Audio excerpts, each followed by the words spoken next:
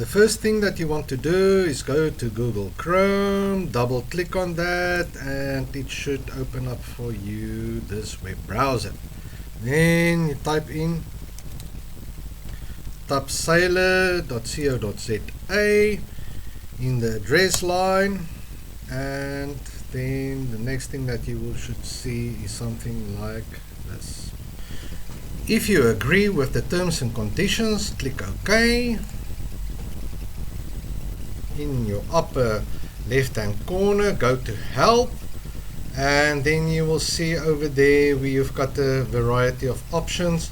Firstly, I suggest you go to the video to do the installation of your plugins on NetBeans, and then you will see there are also links to the various software that you need to install on NetBeans to make it work.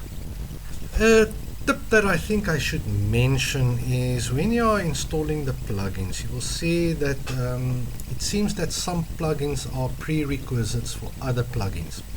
So you will have to go and insert it in a certain sequence, which I unfortunately do not know what the sequence is, but I can tell you what I've done is I would go and try to install all of them, and then afterwards I will do it again even if they are rejected previously, and then finally you will see there's only one plugin that is finally left over. Usually by that time it looks like NetBeans is fully functional, so I don't see the reason to install that plugin as such.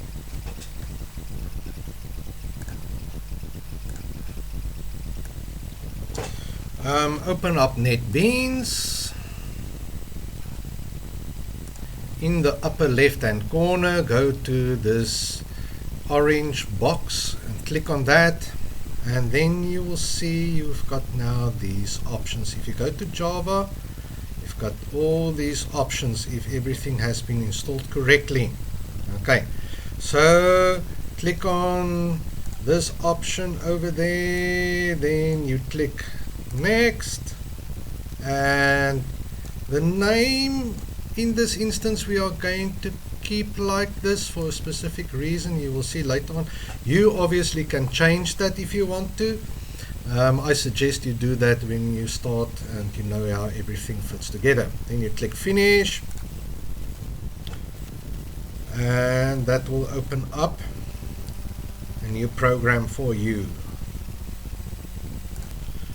Build and clean it.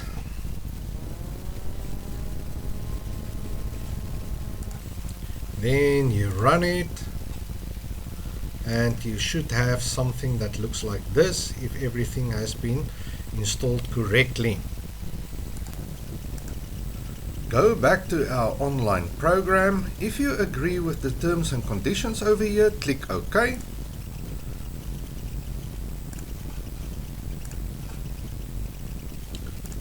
Similar to a blueprint, this part will be your front view, this will be your view from the top, and this will be the view from the left hand side.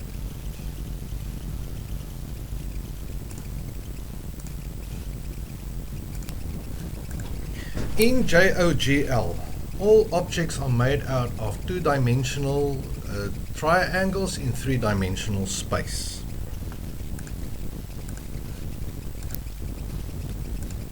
To set up a triangle, do the following.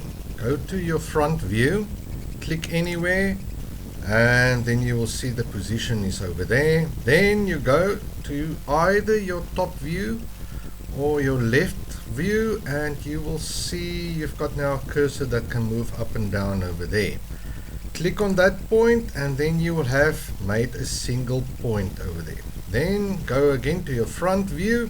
Over here you can now have a line. This is the first line of the triangle, and let's say we click it over there.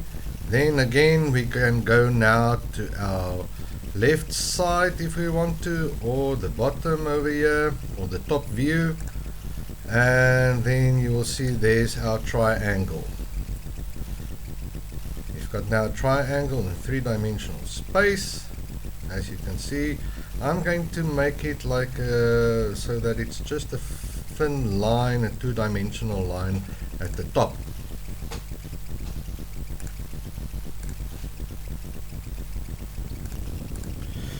If you click at the position in a close proximity to another point, you will see these 2 points merge. For example, I'll click over there and I'll click over there, and already you can see those 2 points have merged over there. Then we can, for example, click over here, and okay, then finally let's do it over there as well, and you will see they merge. If you want 2 points in close proximity to each other that should not merge, first click as always on your front view, then go down to your top view, but in this case you right click. Then again over here, it doesn't really matter so much, then over here again, and then at the bottom right click. There we go, and you will see those points haven't merged. The same principle can be applied to the left view. Click over here and then right click over here, click over here, right click over here, and you will see the points haven't merged. If you know the exact coordinates of a point, for a specific point, you can go here and say single point, and then you can insert these coordinates. You will see over here you can actually include values that's bigger than this, but then it will not fit into this screen.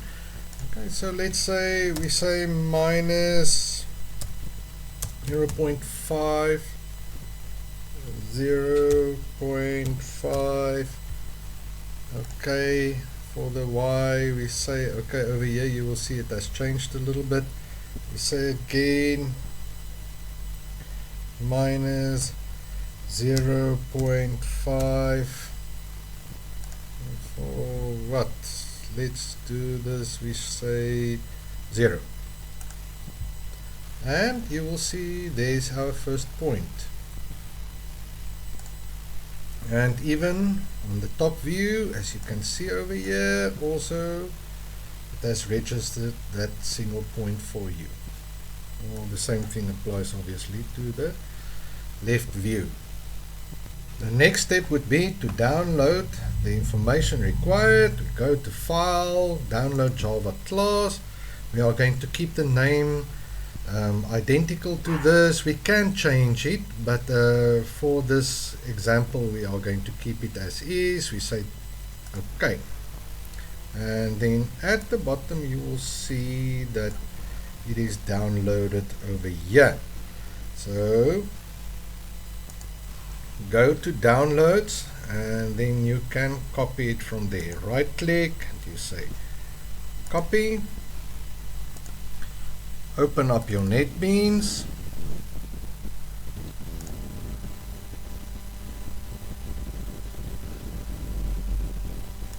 In the upper left hand corner of NetBeans you will see this part. Then click on this. Then delete that thing over there. Yes, you say safety delete. Refractor, and you will see it has been deleted. Right click over here, say paste, and you will see there's a little bit of a problem over there. Easy fix, go and clean and build. Afterwards you run it, and there it is.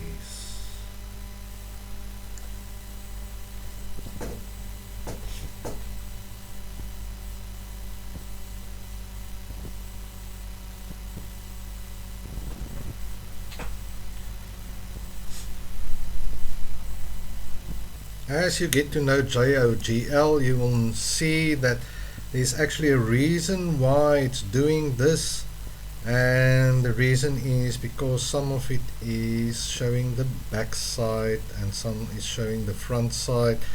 All has to do with clockwise and anti-clockwise and goal face, things that you will have to study to understand all of this.